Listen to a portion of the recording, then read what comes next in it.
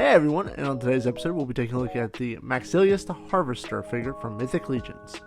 Hey guys, how's it going? We have Maxillius the Harvester right here. I've gone ahead and took the liberty of stripping him of all of his clothes and accessories. I wanted to see him kind of stripped down. This is not, from what I understand, this is not a new body. This is the skeleton kind of 2.0 body that was used on some of the graveyard skeletons, some of the other figures. So I figured this would be a good chance for me to kind of take a look at it because I don't have a skeleton on this body. He is the first one. And nothing short of the Mythic Legion standard. Sculpt and paint work on this guy is phenomenal. He looks absolutely fantastic. Front and back, as we can see, just the Four Horsemen, they've always been great sculptors. They'll always be great sculptors. It just looks awesome. I love the thinner arms on him. I love the legs that have kind of the extra bones on there.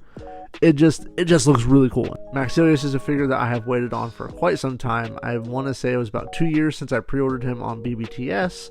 So very long wait. But in hand, he's really cool. I haven't gotten a chance to mess with him as much as I want to, but we're going to hopefully change that today. So Maxillius is, your standard Mythic Legion skeleton size. Let's go ahead and get him next to another skeleton. I do like my skeletons. That's originally why I started picking up the Mythic Legions brand. They had skeletons and goblins, and not a lot of people are doing those. Go ahead and get that there. And there's Maxillius next to the I think it was Skeleton Builder or Skeleton 2.0. I can't remember the names of these guys, but Skeleton Builder here, as you can see, completely different. And even looking at the arms on the Skeleton Builder, the arms, of course I need another light here, everything's off, but you can see that his arm is completely different. Come on, stand. It is completely different from what Maxillius has here. I'm trying to catch, there we go, try to get out of that light. Some of my lights died before I could do this video because, why would things be easy? Let's go ahead and put Maxillius up next to Captain America from Marvel Legends. There you go. So even if you don't want a skeleton figure with all the bits and boops that Maxillius comes with, just a basic skeleton figure, he is at the end of the day. So he will work with just about anything from Berserk to Blade, Goblin Slayer, Mythic Legions. I think just about every license I can think of, a skeleton would be welcome in the line. Of course, I kept his robes off partly because I wanted you to see the new sculpted detail on this guy, and partly because we need to go over his articulation. So let's go ahead and do that right now. With this guy here, he does look up a fair amount, looks down a little bit, got some side to side action on the head, back and forth. That is a little bit tougher than I would like it to be. Some dish soap or something I think will help on that. His shoulders do come out, not quite to a T pose. Although I haven't really broken this guy in as much. He does lack a bicep swivel. Mythic Legions one day will give me a figure with a bicep swivel. That day is not today. He does get 90 degrees there. And this hand that he comes with does have up and down hinge, or I guess side to side, whichever. At the torso, he bends about that much, goes back about that much.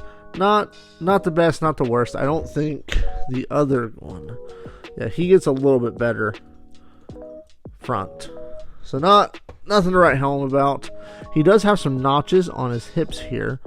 And I thought that would kind of hurt the articulation, but we could probably go more if I wasn't so scared. So not super bad. The most impressive thing on his articulation that I have seen is that just how high he can kick. I mean, that is impressive for a spooky skeleton. A little bit more than 90 degrees. And he does have kind of a calf swivel there. Swivel at the feet. He does have ankle rockers, and the feet do go up and down.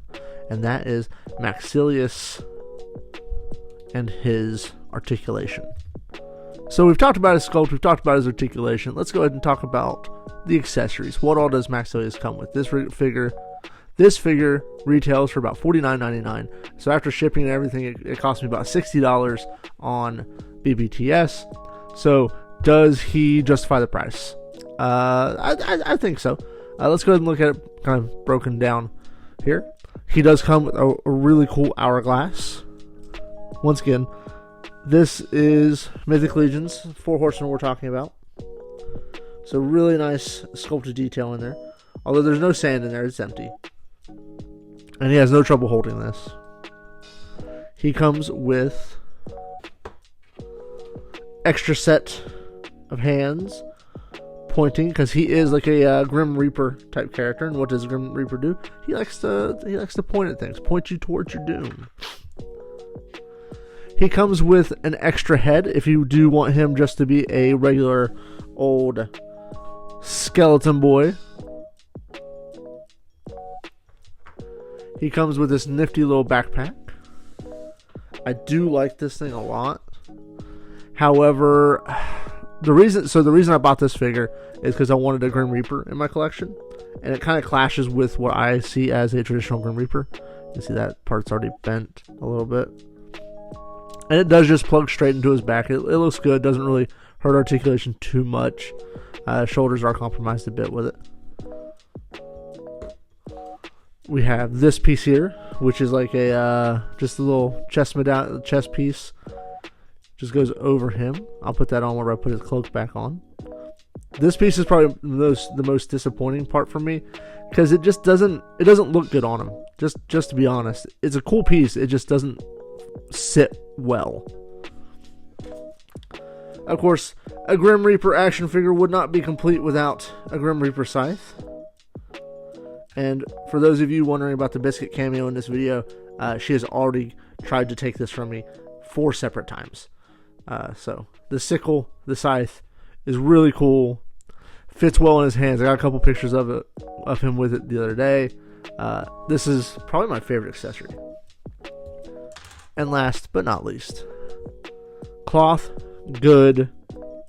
Robes for the Grim Reaper himself. They are bendy wire and points, so the sleeves and the actual hood are bendy wire. This part is not bendy wire. And I'm not going to do this on camera because I'll probably end up breaking something, but we're going to try to put this on off camera. We'll be right back. So here is Maxillius all kitted up. I did put on the skull face head. I probably won't display him with that head, but just for the sake of review, we decided to do it. He has his backpack on, his chest piece. We have his hourglass there, and of course his scythe there. Overall, really cool figure. There's times I kind of really hate the price point that Mythic Legions puts on their product, and other times I'm way more okay with it. This is one where I'm kind of in the middle. I really like that I have him. Is he worth $60? I don't know. I feel like I want to say yes. I don't know. I'm a little more on the fence. And for me, I didn't buy this guy because he's Maxillius the Harvester. I bought this guy because if I pop his backpack off and I take this off, but we keep the hood on, which I'm really bad with the hood so far. I want it to lay down like that. But if we pop off all the extra bits, then we just have a really cool Grim Reaper toy. Of course, he'll look great with my Mythic Legions, but I really wanted something that was going to fit in with just about everything. And to have a really cool just Grim Reaper in my collection was something that, yeah, at the end of the day, if I, to get this specific look, it was worth $60 to me. He'll look great in the collection. He won't go anywhere. One major thing I did not think about when I did pre-order him at the time, I only had Biscuit. Now here we are, two and a half years later.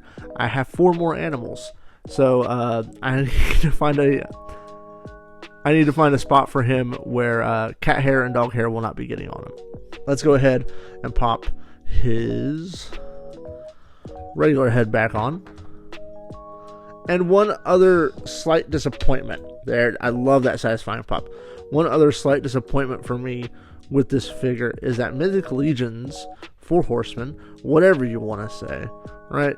Whoever, whatever. They have in their catalog of parts a skull head with a movable jaw. I know this because this figure has it. I'm going to do this with no light. There you go. Opens very wide. By the way, I love this guy. I need to buy a couple more. They have a skeleton head that opens up and provides really extra articulation, really nice personality for a skeleton figure. And for some reason, this guy does not have one. I feel like that is a travesty. That is one of those things that it's an oversight that should not be forgotten. But here we are in 2025. I have bought 2 Mythic Legions figures. I plan on probably trying to get the Barbarian that's going around conventions. He looks really cool. I would like any extra Conans I can get. And I'm sure there's other Mythic Legions I'll be buying because I do like the line. Sometimes the price point does bug me, just because, and I know it's quality, and is it worth it? That's a whole conversation for another time. I know that's going around the bits with Hasbro and the Maximum Spider-Man, and then you have imports that are $100 plus. It's a whole thing. But at the end of the day, was this worth spending $60 on? My final verdict is, yeah, I really liked it. That's going to wrap things up here for me. Sorry I've been away for a little bit. Life has gotten busy. I'll be back around. You know it.